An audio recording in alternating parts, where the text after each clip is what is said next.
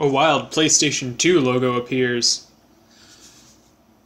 And, well, for those of you who've been seeing the last few videos and seen some of the hints, or for those of you who can read the text on screen as I was saying that sentence, you probably know what game this is already.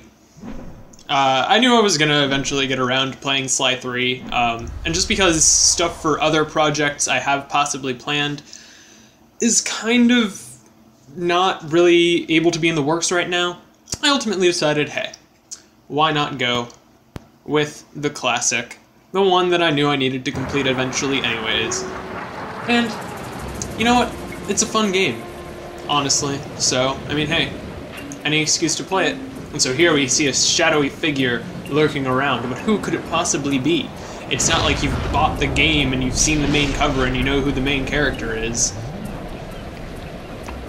Like, I've never understood why they've bothered being secretive about this sort of thing, but then I guess it just kind of adds to the atmosphere. And little did anyone realize, a shadowy raccoon figure could easily take down multiple elephants.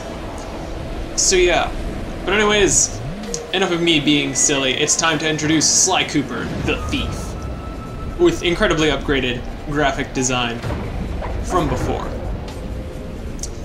Anyways, with all that silliness out of the way, hello friends, this is Kevin, aka K-Man1, coming at you with my new series, Sly 3, Honor Among Thieves. I've pretty much already given all the intro that this game needs, but I will go ahead and say that I am going to be using a new audio recording setup. I mentioned it in the update video that I posted, however ago. I don't know when this video is going to be going up, but the last video I posted was an update video. And so I am going to be using a new audio setup. So it might be a little jarring, getting used to that, but hopefully it's for the best. And secondly, commentary for this game is going to be a little bit interesting because there are a lot of voice background noise things, and so the way I'm going to be dealing with those is going to be a little bit different than I have in the past. But anyways, enough talking about that, let's just go ahead and start up a new game. This is it, Sly. The gang's assembled and are in position to help you get up to that vault. For the rest of the operation, you are the ball. Roger, Bentley. I'm starting my approach. Getting over these fortress walls shouldn't be a problem. Look, we're running 5x5 here. Make sure everyone's in sync. I hear that. Artillery, sure you can make that shot? I endeavor not to miss. Excellent. Radio control. In position. Recovery team. I'm pumped! Submersibles. Showtime, baby. Telekinetics.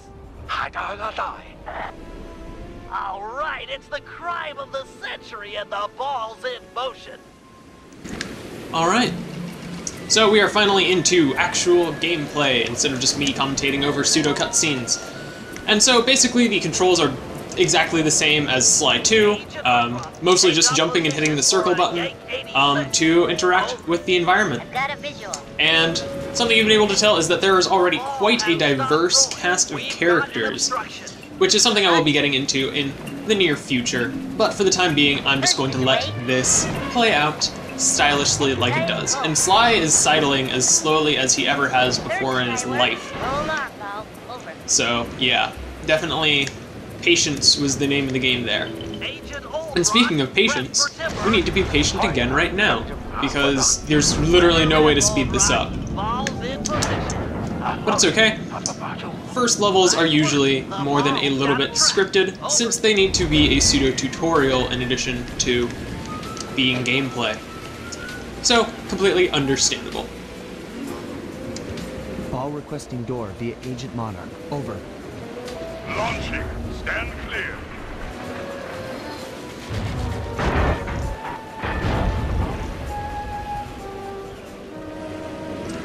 Alright.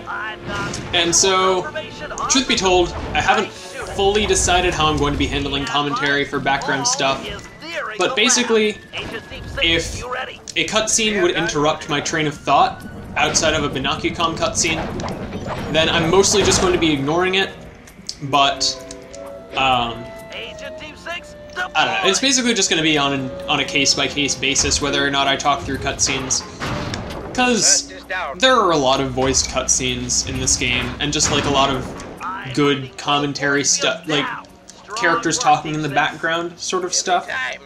How's your So wife doing, Richards? ultimately, it's just a matter of me being able to commentate for the majority of the time What's his name? without overly interrupting everything going on in the background. But anyways, here is a monkey and an elephant. And a mechanic that this game doesn't rely on very much is relying on listening to background chatter in order to glean essential information. But I don't. And I'm glad that they don't use it very much, because I'm the sort of person who, and when I'm playing on my own time, I usually play with volume off. The new system. But something to keep in mind is that the security code for a station coming up is going to be 123. Straightforward and simple. And also, something I didn't mention is that if you are to jump too high there, then you can get hurt by the lasers, but they won't ever be able to hear you, so that's not a concern. It's more or less a cutscene that you can actually move with Sly, is what you're dealing with that one. So, clearly we're trying to break into that vault that this guy's also trying to break into. I was holding down circle button the whole time. I have no idea how that happened. And oh no, we've been caught by the alarm. This is so unexpected, but it's fortunate that we happened to get the security code from the guy who was talking with the other guy. Alright, but let's just go ahead and key in 1, 2, and 3. And easy game, easy life. And so now the drills stop drilling. And Sly can walk up to this mysterious vault. Alright, we put in Arcane, and it looks like it's unlocking it. So we'll finally get to see all the amazing stuff that's inside. Or not. Yes, we get blocked by this guy. You must be Sly Cooper, the new keeper of the cane. Oh, how I long for this. This vault belongs to the Cooper family. You're trespassing. No, my naive boy, you're trespassing. I've got the deed to this island. This fortress is mine. Everything here is mine, which now includes the key to the vault. Hand over that cane. Sorry, pal. Family heirloom. Buy a knockoff at the gift shop. Quick, let's regroup with the others. Follow me. Alright, I'm of a mind with Bentley. Let's get out of here as fast as we possibly can. And in true awkward chase scene fashion, the enemies cannot aim worth anything. So, yeah. And for some reason, when you can get damaged by these lasers earlier, they're non-threatening to you as long as you're falling? Yeah, really weird security design, if you ask me. But hey, I'm not a professional villain mastermind, so what do I know? Basically nothing. Can I break that branch? I can break that branch. I just enjoy breaking branches and stuff like that some of the time. It's just something that I find interesting and enjoyable. I love when you can interact with the environment, and this game really does that a lot. No, my goodness, giant monster. I don't even know what that thing's supposed to be. It's like half Godzilla, half I don't even know how to describe this thing. It's like a combination dinosaur, robot, death claw, murder. And it's got a monkey as a pilot.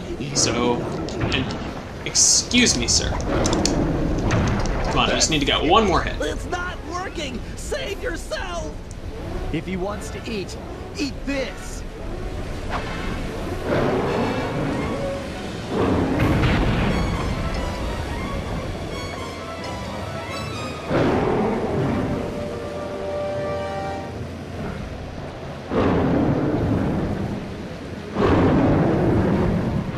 Sly, no! Hold on, Sly. Hold on.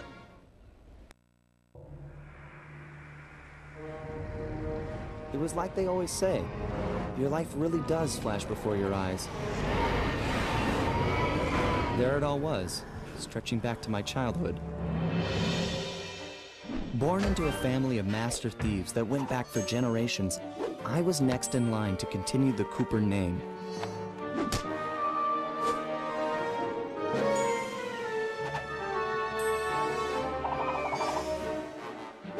but fate had different plans. I was robbed of my childhood when a ruthless gang attacked our home.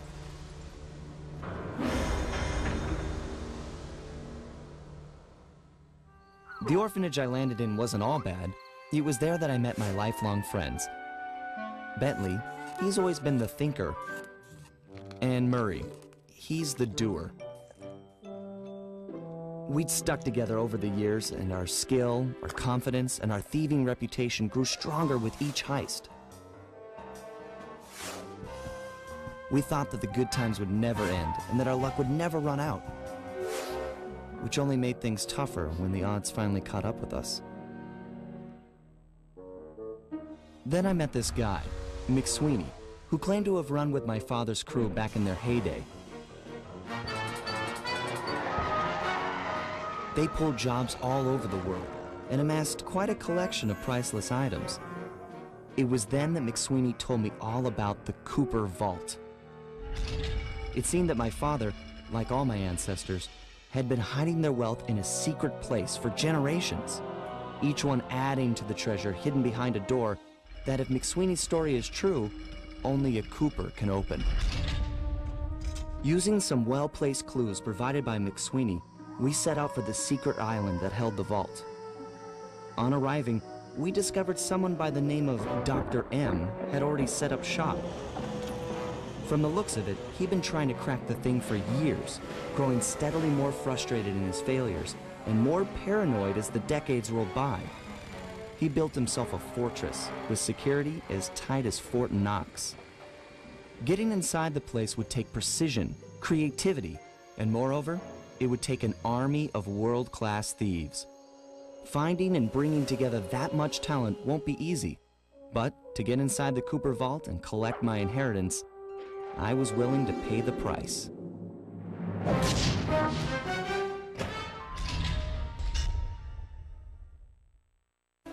How's your wife doing, Richards? Oh, very well, Dr. M. Thank you for asking. Very thoughtful. And your son, what's his name, Mike? Mark, sir. He's well too, yeah? It's a shame you won't be seeing them again. Sir? Afraid I poisoned your drink at lunch. Sorry, Richards, but I don't tolerate poor performance. You should have changed the security code from 1, 2, 3 after you installed the new system. I'll improve, I swear. No, you'll die any second now.